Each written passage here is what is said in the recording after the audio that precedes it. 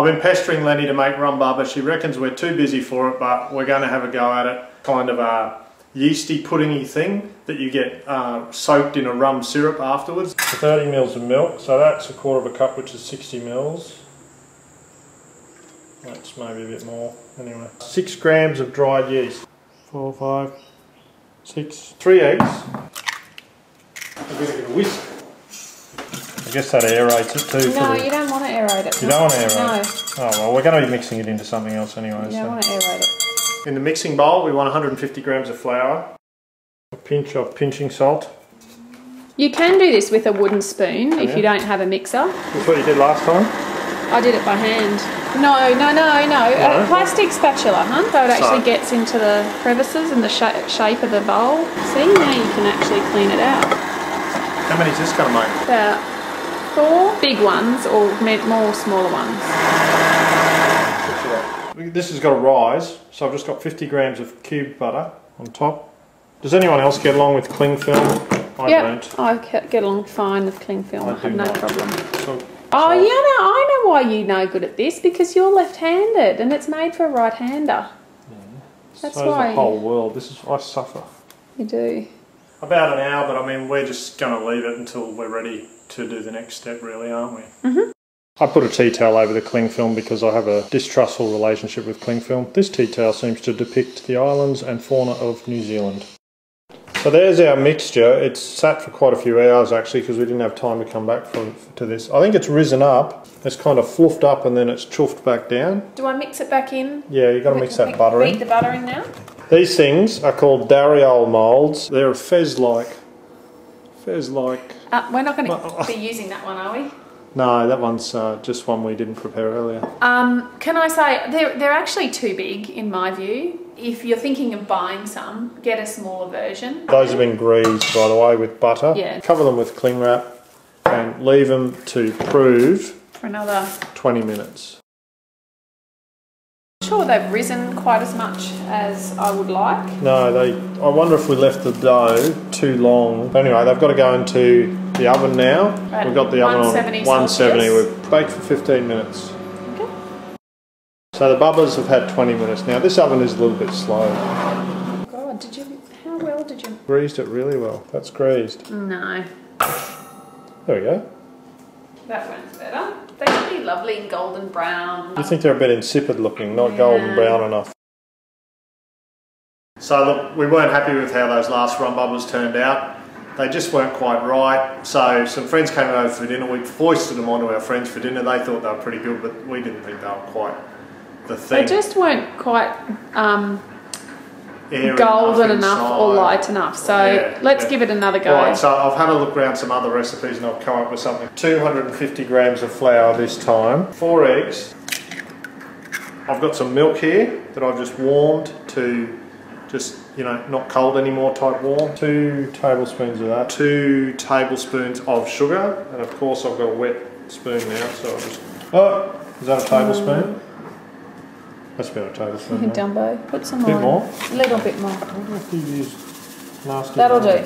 2 teaspoons of this dried yeast. Big pinch of salt. That's where I'm going to be pinching the salt. Over there. Thank you. I think I've remembered everything this time. You don't need to aerate it, you just need to combine it.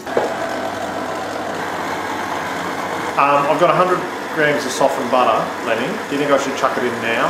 No. Not now? No, you need to have it combined before you put the butter in. Okay. Now you can put the softened butter in. It really does have to be soft. That's 100 grams of butter cubed. It's supposed to be softened to room temperature. You know, I chucked it in the microwave for about 30 seconds to give it a bit of a kick. As long as don't melt it into liquid. I think that's mixed enough now. Yeah, I want you to do the next bit. Me? Yeah, I don't like putting stuff in moulds. I don't like serving stuff out. No, don't we have to let it sit first? No, not with this one. With this one, you put it into the moulds, and the rising just happens in the moulds. I'm going to use sort of this almost sharp-sided spoon to cut that soft dough. That's like kind of a salad serving spoon, isn't it? It is actually a salad server, yeah. Now, I'm not happy with how you've buttered these again. Why not? Because you've got to really, really thoroughly butter them. Oh, come on. That is about 50 grams of butter. between those moulds. Do it again then, I don't care. Divide the dough equally between the moulds. Is that about the right amount, do you think? Yeah. You really don't want it to stick up the sides like that. If you let it stick up the sides, that's what makes it wonky. It's a bit cool tonight, so I'm going to take these and put them on top of our hot water heater. Let them rise till they stop rising, hey? Yeah, and see if we can get them to double in size. Probably, maybe an hour. We'll check them after an hour. Don't put them on top of a surface that's sizzling hot, hey? Just somewhere that's kind of a bit warmer than body temperature. There they are, perched on top of the hot water system. It's not terrifically hot up there at all, but it's just warmer than our kitchen is at the moment. Some of them perhaps haven't risen as much as we would like. 200 degrees Celsius for 15 to 20 minutes. With any luck, we'll get a nice golden colour on the outside. They smell absolutely beautiful and bready, and wow, look at that. That looks gorgeous, but this one is not browning, so I just want to spin it around just to get that heat evenly distributed. He's a little bit too brown, isn't he, really? Should he come out, or...? Maybe. Maybe that one's ready. You think? Okay, the rest of them are ready. Yeah, they look much better than the last ones. So we let them cool. We let them cool last night and then put them away. We kind of ran out of time to do the rest of it. So we've just boiled a litre of water in the kettle. Lenny's going to tip that into a saucepan on the stove. 500 grams of sugar. It doesn't really have to be... Half a kilo of sugar. Yeah, it doesn't really have to be caster sugar. Bring that to a gentle simmer. Alright, so I'll start with the bigger one, because what tends to happen is as your liquid disappears, it becomes more difficult to submerge it. So I'll start with the bigger one. And you can see the little bubbles coming out. You have to keep it submerged until those bubbles stop coming out of the bubba. Little fine bubbles coming out of the bubba, as opposed to the big... You see how it's expanding? Coarse bubbles that are... Oh, it is. Is it supposed to expand to any sort of different proportion, or...? It'll probably go, you know, half again. It's better the longer you leave it. That'll do, you reckon? Yep. Oh. So that's a rack over a tray. Yeah, it's kind of... Oh, it's going through. Oh, is it all a bit floppy and funny? Well, let's just put him on a normal... Oh. It's so soft. It's going through. The wire rack has cut, actually incised the bubba. Maybe just lift the rack and tip it out onto the plate rather than try and lift it off. No? No, she's done it as she always does. Okay, so that fellow's a bit sick. It's a ruptured bubba. So while that second bubba is soaking, you need about half to a cup of rum. You need a golden rum, not a white rum, or a black rum, or a clear rum, or any other colour of rum. It's got to be a golden rum. Got another bubba on the boil. The trick is to turn them over and get the other side. Yeah, because if they just soak on one side, then that side's going to be heavy and it's going to make it float with the wet side down, isn't it? You can have them with chantilly cream and stuff, but we're just having them with ice cream tonight. Yeah, traditionally they're served with chantilly cream and berries. Get your macro lens on the job. I have.